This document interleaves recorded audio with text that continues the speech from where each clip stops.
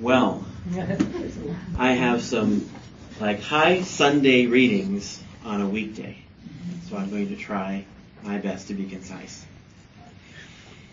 These are fantastic readings, but as I was reading them, it made me think of something I had read recently from Henry Nouwen, and about when Henry Nouwen, this wonderful spiritual writer and professor, he went to l'Arche community, which is a community that serves disabled persons and helps them through training and skills, but also creates community.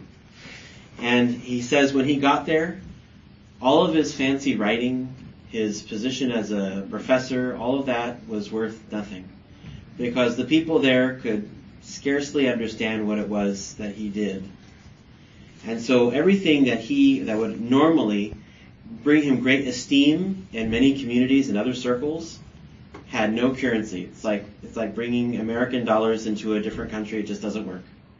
And so he realized that he had to focus on simply being a good Christian and a good man instead of being this professor, this great spiritual writer. All these things of achievement had no currency there. And so it made him look at himself as a person who interacts with others, and how that interaction, that being Christ for others, became the most important part of his life. And these readings, I believe, speak to that same reality.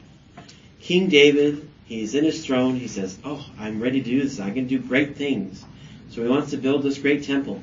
God says, no, I've got plans, and you're supposed to go by those.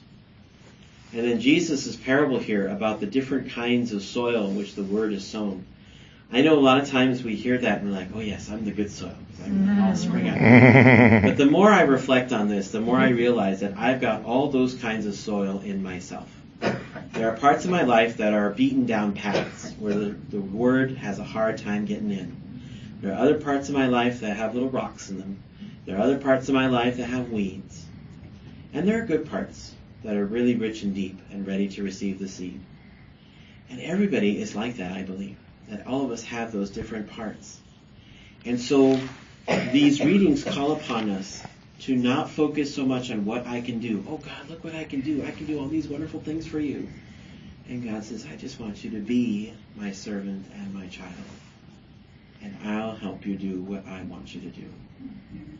And it helps us to focus on who we are, and maybe those areas that just aren't ready to receive the fullness of the word yet, and to work on those, to kind of open them up.